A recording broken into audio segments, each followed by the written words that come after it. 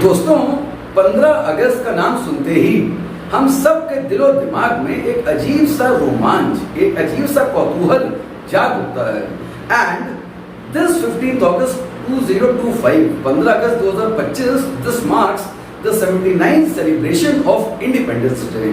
देखिए, आज़ादी किसी भी इंसान के लिए सबसे पहला उसका पैदाइशी हक बनता है, और यहाँ तक कि मैं तो कहूँगा कि independence A free style living that even is a fundamental right। और आइए आपको एक दार्शनिक यात्रा की तरफ, एक जो फ्रीडम स्ट्रगल मूवमेंट है, इसकी एक यात्रा की तरफ लेके चलते हैं।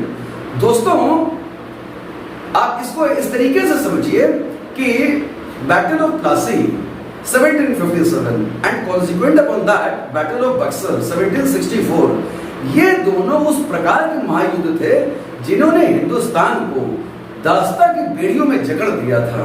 एंड कॉन्सिक्वेंट अपॉन दिस, यहां से एक British occupation over Indian states का सिलसिला शुरू होता है, और इसके फलस्वरूप एक उपनिवेशवाद के क्लचेस में भारत पूरी तरीके से समाता चलता चला जा रहा है। और उपनिवेशवाद, कोलोनियलिज्म का एक ही मित्रों सिद्धांत होता है कि any policy, whether it is industrial policy, education policy, revenue policy, fiscal policy, कोई भी नीति इस प्रकार से बनेगी so as to benefit the mother nation, and mother nation happens to be Great Britain. और यहां से देखिए, भारत का एक जो दादा भाई नौरोजी कहते हैं कि ड्रेन ऑफ वेल्थ का सिद्धांत, भारत में कच्चा माल यहां से ग्रेट ब्रिटेन जा रहा है और वहां से मशीन में गुड्स बन के भारत आ रहे हैं। इस प्रकार, और वो कहते हैं ना कि आवर सिस्टम वर्क्स कि गैंजेस के ऊपर जो स्पॉन्ज है वो सिकुड़ जा रहा है और लंदन थेम्स के ऊपर जाके वो स्प्रेड आउट हो जा रहा है। इस प्रकार ये जो दास्तां है,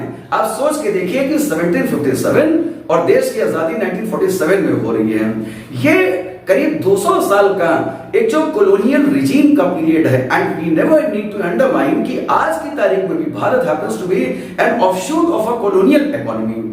और यहां से देखिए, जब हर नीति के अंतर्गत प्रत्येक वर्ग, प्रत्येक समाज का इंसान पूरी तरीके से उसमें संलिप्त होता चलता चला जा रहा है, तो यहां से फिर एक सोशल कल्चरल अवेकनिंग जागृत होती है, जिसके अंतर्गत आप देखेंगे तमाम सामाजिक सुधार कार्यक्रम होते हैं, क्योंकि भारतीयों को यह समझ में आया कि हमारी लड़ाई दरअसल किसके विरुद्ध है। तो हमें सबसे पहले हमारे अपने समाज में, हमारे अपने सिस्टम में जो शॉर्टकमिंग्स हैं दोस्तों, उससे हमें उभरना होगा। और ये जो सोशल कल्चरल अवेकनिंग का पीरियड है, इसके अंतर्गत आप देखेंगे राजा राम मोहन रॉय, दयानंद सरस्वती हैं, और प्रत्येक वर्ग से लोग इनिशिएटिव लेते हैं। और आप देखेंगे कि एक तरफ ब्रिटिशर्स का लाइन ऑफ एक्शन चल रहा है, एक तरफ इंडिया का लाइन ऑफ एक्शन चल रहा है। 1885 में कांग्रेस की स्थापना होती है, और कांग्रेस बना ही as a safety valve theory था। और कांग्रेस के बनते ही शीघ्र अतिशीघ्र moderate phase, extremist phase, rebellion phase, ये तीनों फेजेस जो बन रहे हैं, ये बने ही इसलिए हैं कि एक तरीके से लिंगर ऑन चीजें की जा सके। आप देखेंगे एक तरफ जहां ब्रिटिश का एक जो मूव चल रहा है, दूसरी तरफ हिंदुस्तानियों का क्या एस्पेक्ट है। आप देखिए 1885 में कांग्रेस का जो बनना है, 1905 में मुस्लिम लीग बनती है, और मुस्लिम लीग बनने के चलते ही पार्टीशन ऑफ बंगाल और 1906 का मुस्लिम लीग, आप देखिए 1909 में मोर्लेमिंटो रिफॉर्म्स पास हो जाते हैं, सेपरेट इलेक्टोरेट सिस्टम आता है, 1919 में मॉन्टेग चेम्सफोर्ड रिपोर्ट होता है।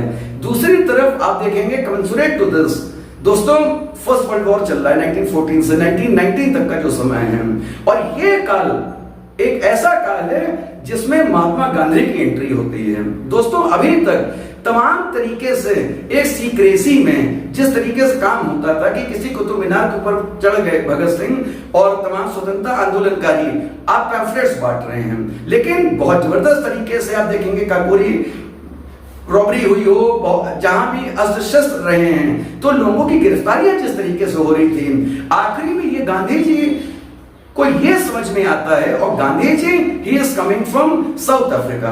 गांधी जी एक इंटरनेशनल कैरेक्टर को रेप्लिकेट कर रहे हैं, जिसका भारत में अभी अभाव था।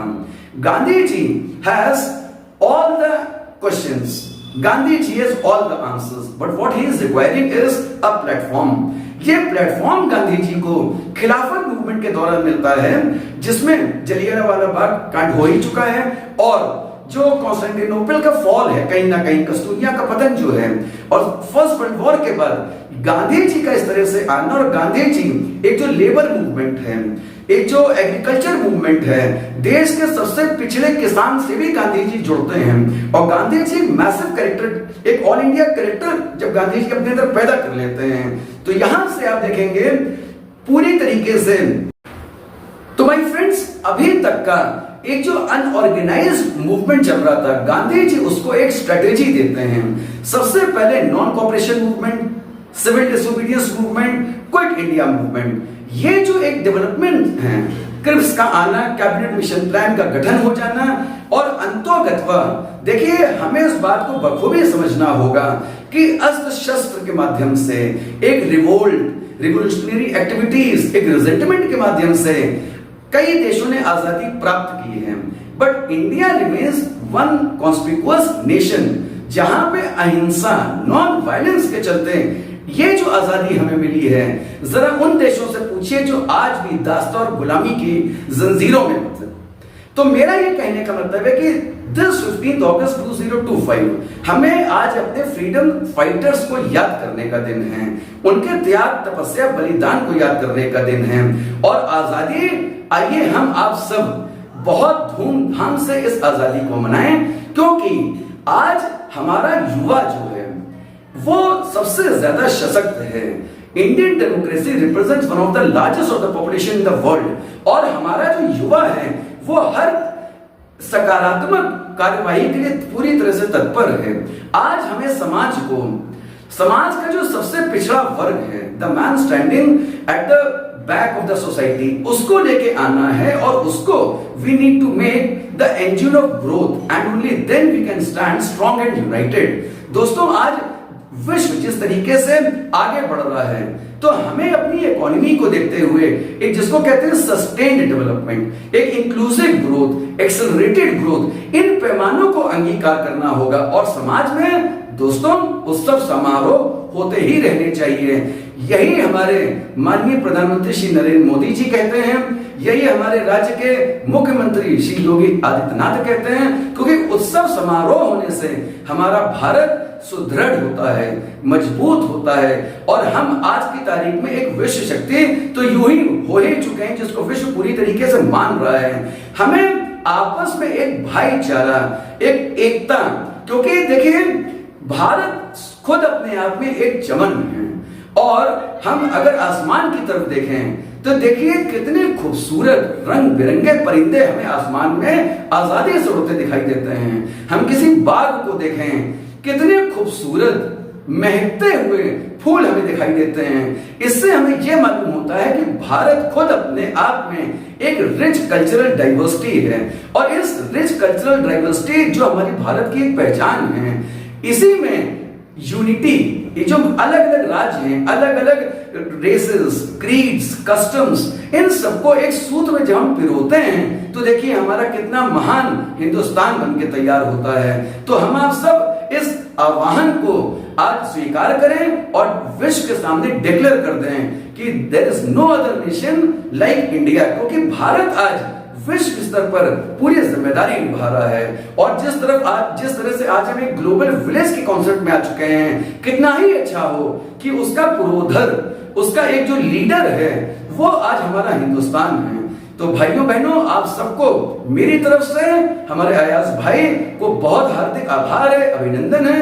ये जिस तरह से बज़्म नाच के माध्यम से पूरे समाज को, हिंदुस्तान को इन्होंने बांधने का काम किया है, ये वो माली हैं जिन्होंने वृक्ष तैयार किया है, और वो वृक्ष आज फल दे रहा है। तो आई विश मेरे भाई, मेरे दिल अजीज भाई अयाज चिश्ती साहब great success, come of flying colours.